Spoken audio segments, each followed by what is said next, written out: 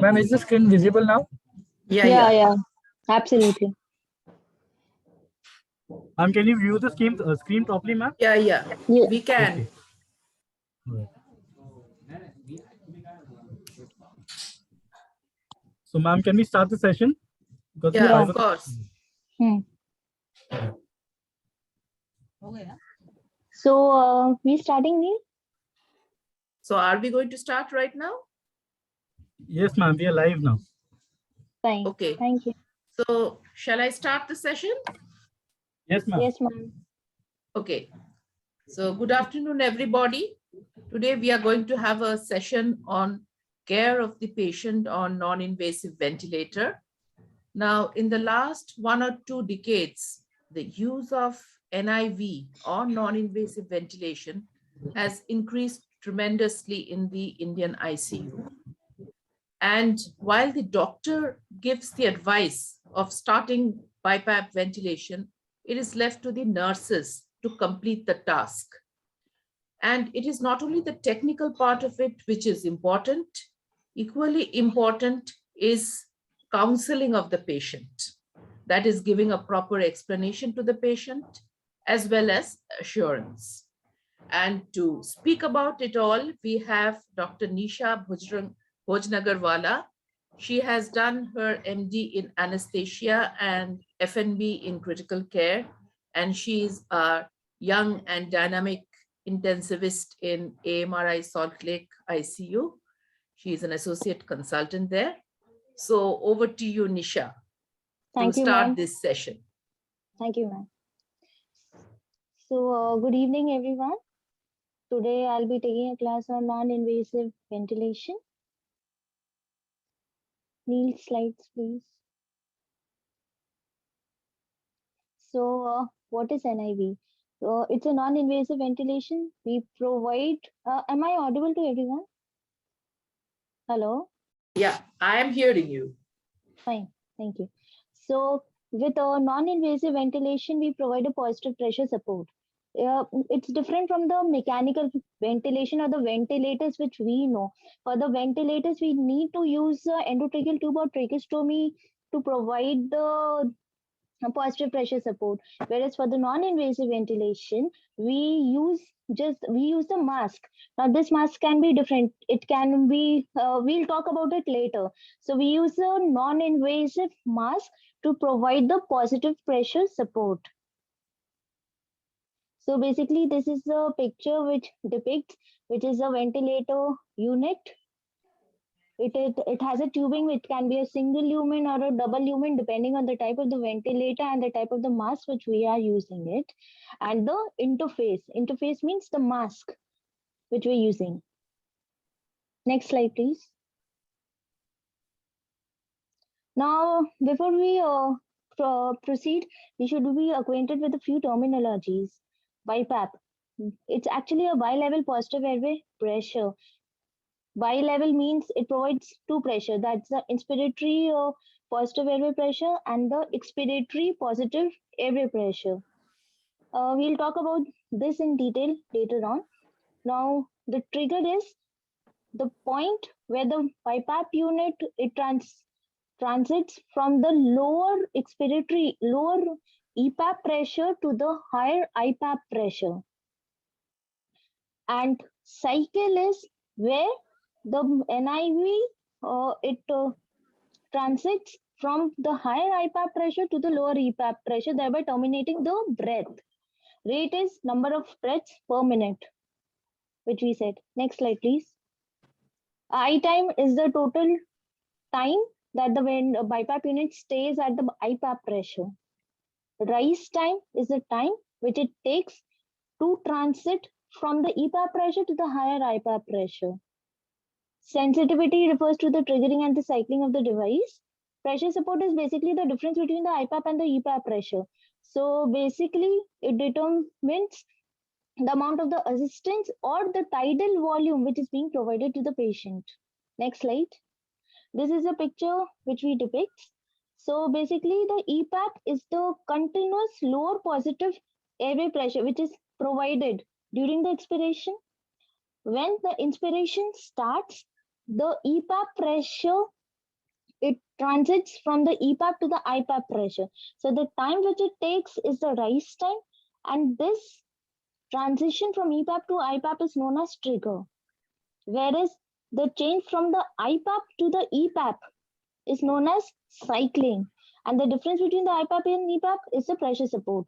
And the time for which the BiPAP unit is in the IPAP pressure is the I time, inspiratory time.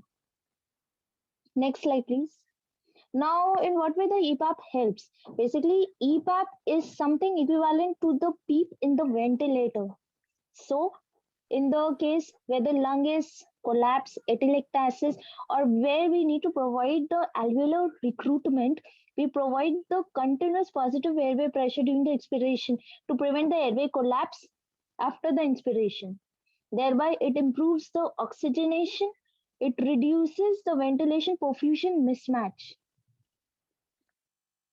And in the cases of the COPD patients where we have developed the auto PEEP, by providing the extrinsic PEEP, we actually helps them triggering the breath better. And for in the patient who have a OSA, it helps to stabilize the upper airway during sleep. Next slide, please. Now for IPAP, IPAP basically it unloads. It basically helps in reducing the work of breathing of the patient. It unloads the respiratory muscles. Means it helps in reduces the work of breathing of the patient. Now the difference between, as I've already talked, that the difference between the IPAP and EPAP is actually the pressure support, and it determines the tidal volume. So greater the tidal volume, more we are flushing out the CO2. So when we need to flush out the CO2, we need to increase the difference between the IPAP and the EPAP. When we need to improve the oxygenation, we increase the EPAP. Next slide, please. Now the indications of the NIV. Now the standard indications of the NIV, the main recommend previous slide, is acute exacerbation of the COPD with acute or acute and chronic respiratory acidosis, or NIV, or in the acute respiratory failure in the patient who have a chest deformity or the neuromuscular disease like myasthenia gravis, this thing, or the patient for the cardiogenic pulmonary edema, the standard is the use of the CPAP. But when the patient is not responding to it and develops the type 2 failure, that has started to retain the CO2 also, then we change over to NIV. So these are the standard indications, and also the obesity hyperventilation syndrome with acute or acute on chronic respiratory failure. Apart from these, all other indications, it can be used, but it is not a standard recommendation. For the patient, as in the case of the pneumonia, or in the patients with the pleural effusion where there is a hypoxemia, so it can be used, but provided the PF ratio is between 200 to 300. It is strongly contraindicated to use the NIV with PF ratio less than 150. There's a high chance of having the NIV failure with these patients.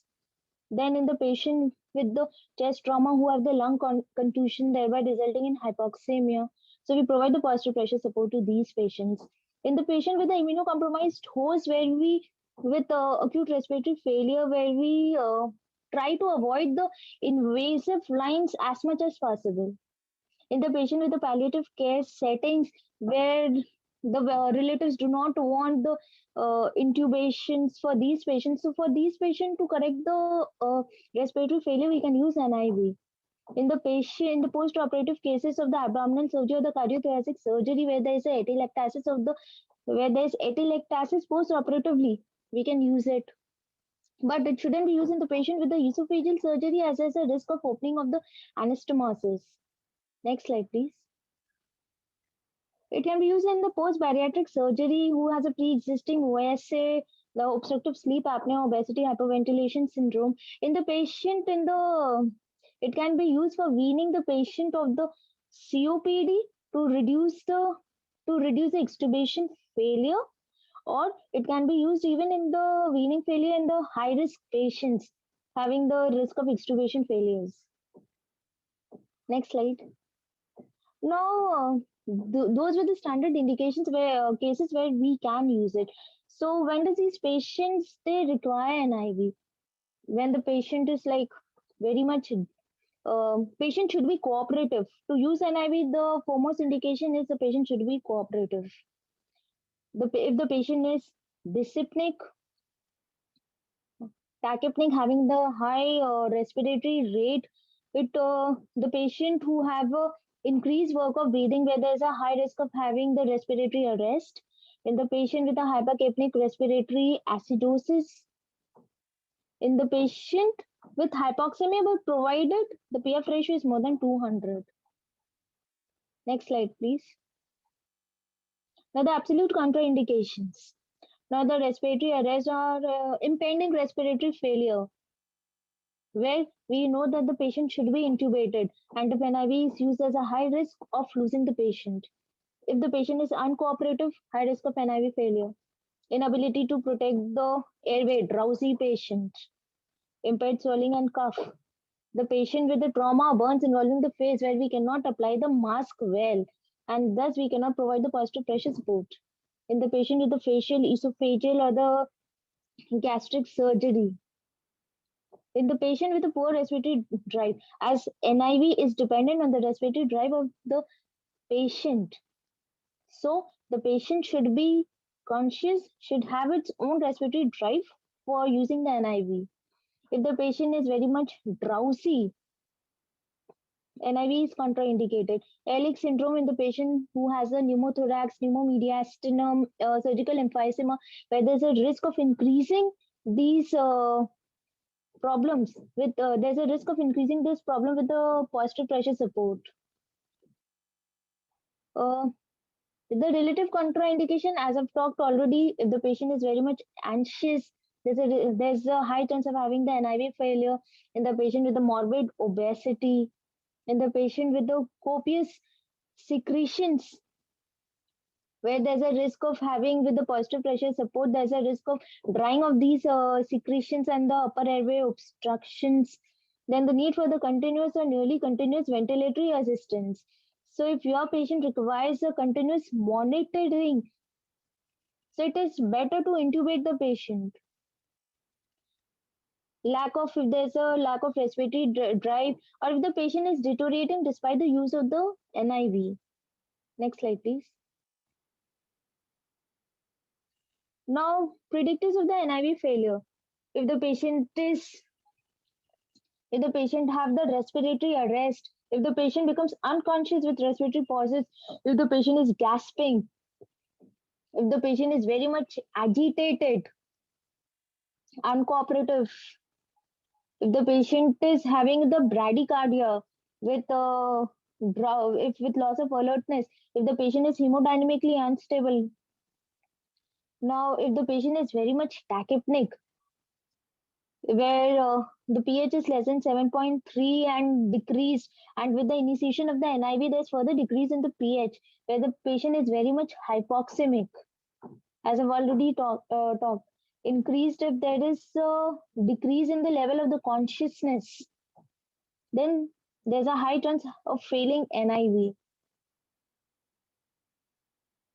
Next slide. Now, these are the various interfaces. Interfaces is basically the mask which use to connect the NIV to the patient. So it can be in the form of the nasal mask.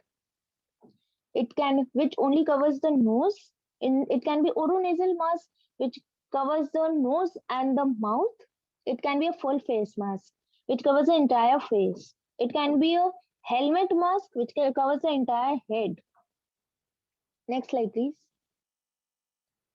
Now, depending on the type of the mask, whether it is a vented or non-vented, it determines we use a single lumen or double lumen mask. So as it's shown in the picture in the mask in the left hand, which has an exhalation port on the top.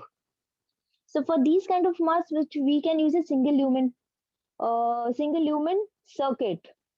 because it with a single lumen circuit we provide the inspiratory phase, and with the exhalation port it allows the expiration to occur. But with the non-vented mask, we need to use the double lumen circuit or the dual limb system so as to provide both inspiration and expiration. Next slide, please. Now, how to ascertain the proper fitting of the mask? So after we fit the mask to the patient, we should ensure that we are able to insert at least 2 fingers inside so as to see that the mask is not too tight so as to result in the skin necrosis. Now, very tight fitting of the mask, it might result in the pressure ulcer on the nasal bridge as shown in the picture, or it might result in the this thing pressure ulcers on the cheeks as shown in the picture B. Next slide, please. So how do we prevent these kind of the pressure sores? So we can use the foam and the silicone sheets. Now the commonly available we use in our ICU is a Comfeel, which we use it. So basically it prevents these pressure sores. Next slide, please. Now what are the different modes which we know of? So it can be a spontaneous mode. It can be a spontaneous and a time mode. Timed mode means if the patient if the patient doesn't breathe, then the ventilator will provide this thing breath in the proper intervals. And timed means irrespective of the breath of the patient, ventilator it will provide the breaths in the fixed intervals. Pressure control, where we have a fixed pressure and the rate, and it is specifically used in the patient who have a high minute ventilation or the patients who are very much hypoxemic.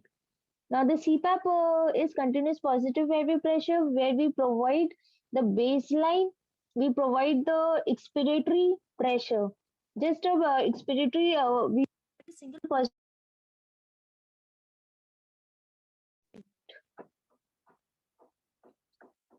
Next slide, please.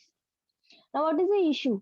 Now, with providing with the NIV, there is an issue of the NG feeding. When we provide the NG tube, there is some leak through the mask, which decreases the efficiency of the NIV. With the beards, we cannot apply the mask well. Excessive secretion. If the patient if there's a vomiting, there's a risk of aspiration. For the claustrophobic patient who cannot tolerate the mask well and who becomes uncooperative with the use of the mask. Next slide, please. Thank you, everyone.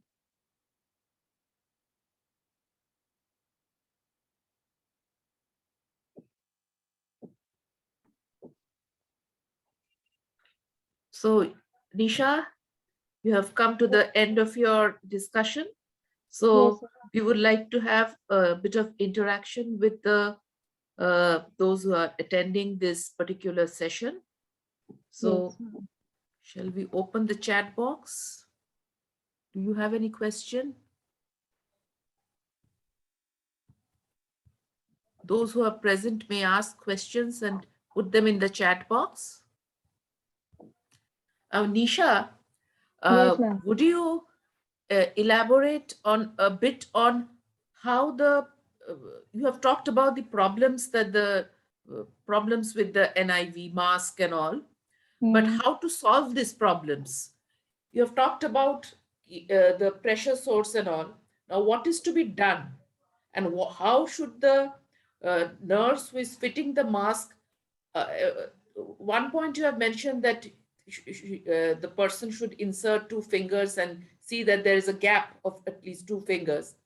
But alongside this particular problem, there are other problems also, right? So would you like to elaborate a bit on how they solve these problems, particularly patients who are a bit uncooperative in the beginning, how to fit the mask, how to start from a low setting and then go up with those who are trying to take off the mask and feeling claustrophobic and all? That Fine. they should So, first hold the mask on the patient's face and get the patient accustomed to it. These are fine. the, yeah. So would you elaborate on this? Fine. Yeah. I'll elaborate on it. So first, to start with initiation of the NIV, the entire procedure should be explained to the patient.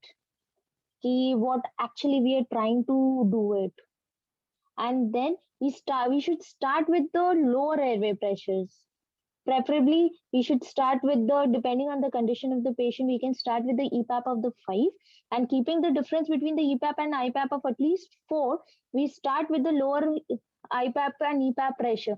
That is, we can start with 8 by 10 by 5. In that way, we can start. And then, depending on what is actually our problem, if the CO2 retention is a problem, we can increase the difference between the IPAP and EPAP. That is, keeping the EPAP same, we can just increase the IPAP. Or if the oxygenation is a problem, we can increase both EPAP and IPAP, keeping the difference between the EPAP and IPAP the same. And then if the patient is very much uncooperative, we can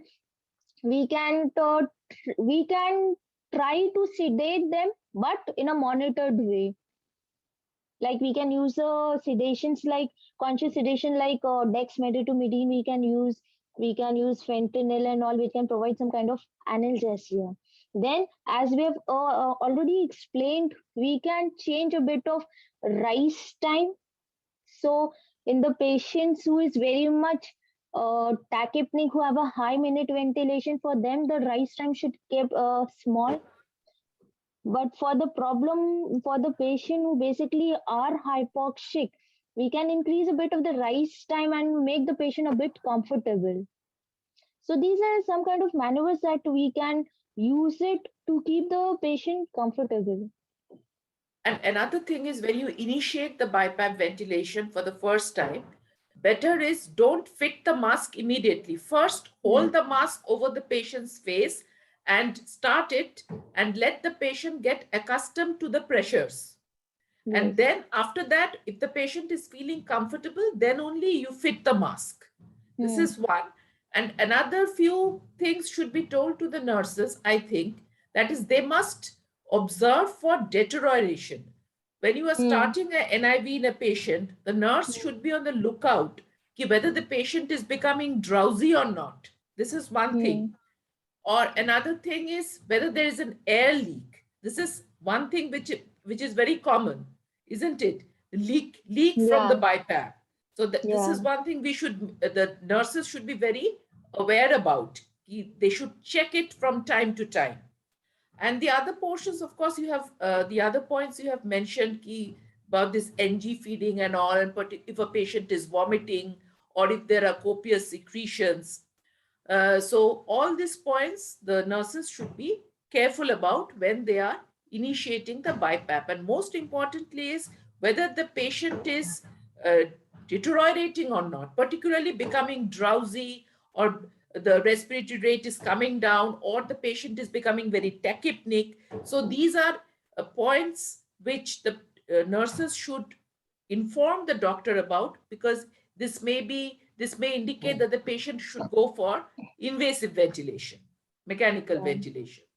Ideally, for the patient whom we start NIV, we should recheck the ABG after 2 hours, and along with that, there should be a constant monitoring of the consciousness of the patient, about the hemodynamics of the patient, and about the vitals. And if we find there is deterioration in this thing, so either we change the settings or we take the decision of mechanically ventilating the patient. Right. So, do we have any questions from those who are attending the session? I don't seem to find any questions in the chat box. There is one question: how to select the right external oxygen support in the ST mode or auto ST mode? And there is another question: in COPD patients, how do we decide PEEP on NIV?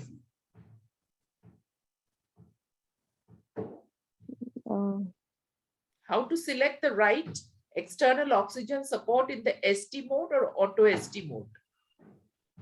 External oxygen support is basically it is determined by the saturation of the patient. So if we need to know our patient, so if we are dealing with the case of the COPD patient, generally we keep our target saturation level of more than 88%.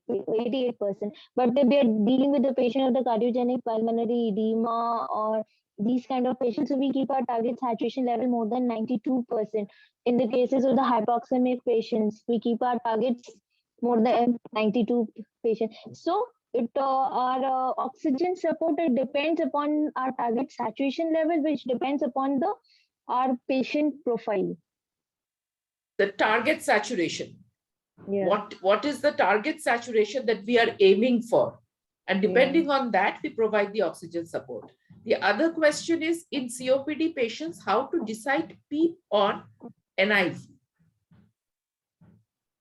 Basically, in the COPD patients, the problem basically arises, as I've already talked earlier. If we find the main problem is our CO2 retention, we go on increasing the difference between the IPAP and EPAP, keeping the EPAP same and increasing the IPAP, thereby increasing the difference, increasing the pressure support, which increases the tidal volume and washes out CO2. But if our oxygenation is the main problem, we increase the PEEP level. We increase the PEEP level to attain a target oxygen, target आपका saturation level, and keeping the difference same. Keeping the difference between the IPAP and EPAP the same. So basically, PEEP determines our oxygenation, and the IPAP EPAP difference determines our CO2 level. So we need to know what is our problem, what are we actually addressing. Nisha, would you like to discuss a bit about the BiPAP settings in the common scenarios, particularly COPD, pulmonary edema, cardiogenic pulmonary edema, or even non-cardiogenic pulmonary edema? The common settings of asthma, COPD, pulmonary edema, cardiogenic and non-cardiogenic. Would you like to Fine. discuss about the common settings?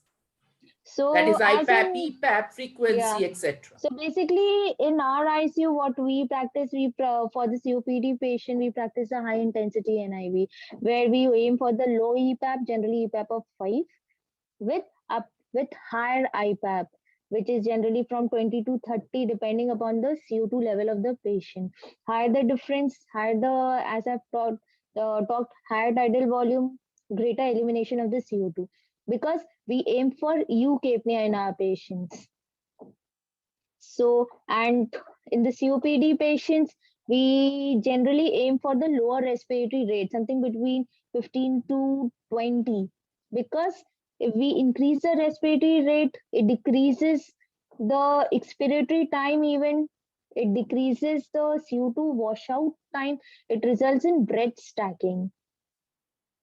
Thereby, it might result in auto PEEP. So generally, depending on the condition of the patient, we adjust the respiratory rate, keeping the short rise time for these patients, as these are very much tachypneic. So we keep the short rise time. They have a air hunger.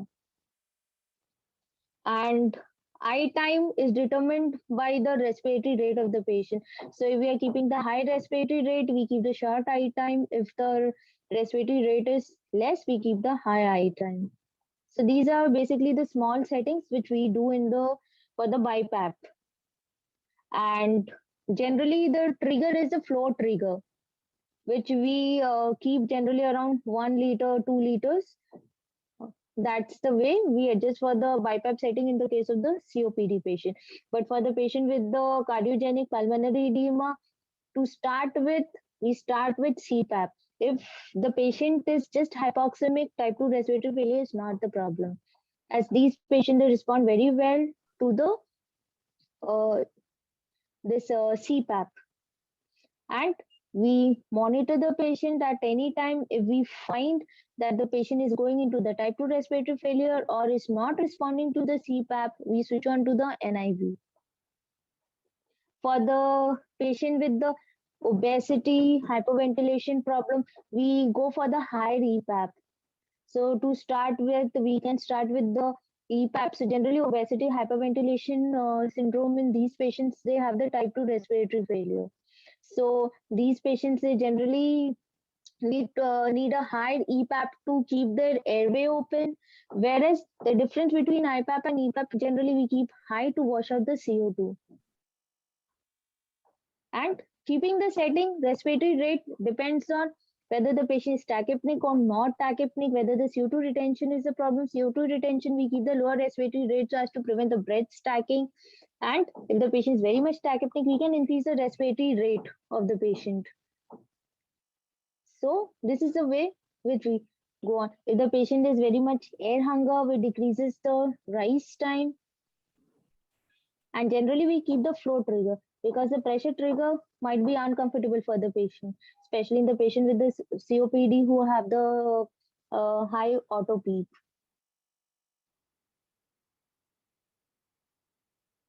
So these are the common settings, the settings you start with, which the nurses should all be familiar with.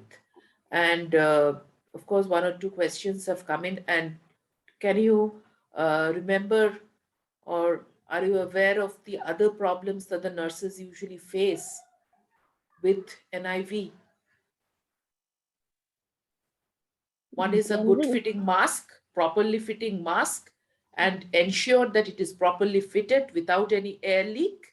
And of course, whether there is any pressure ulcer or necrosis or any injury which is occurring.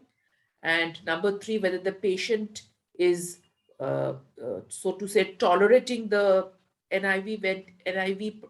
This is very important points, because if a patient is very restless or is struggling with a BiPAP, it means that you have to address his problem.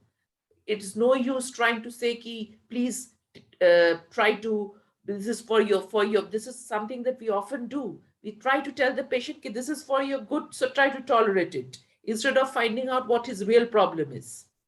So that is one thing. Another is to be careful about the whether the oxygen and all are properly, whatever is being advised is being properly followed, whether the ABGs are being done at the right time, and whether they are being conveyed to the doctors, and whether the patient's sensorium is okay or not. I think these are the salient points which we should remember, and the nurses also should remember in the ICU. So if I think we have come to the end of a very informative session on proper care of a patient while on non-invasive ventilation. And so if there are no more questions, then we shall bring this session to a close.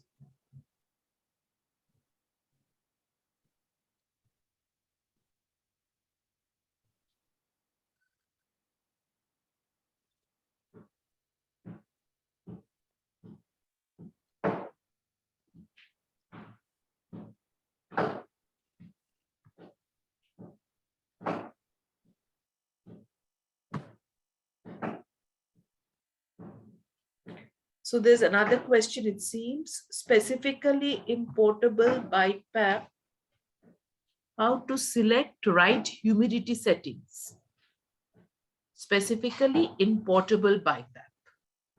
Generally for the BiPAP machine and all, we do not use the humidifiers because it increases the airway resistance. Humidifiers, these are applicable for the NIV, non-invasive ventilators, which we use. It is not for the small BiPAP machines, the portable BiPAPs that we use it. So for these, the concept of the humidification doesn't count. Right.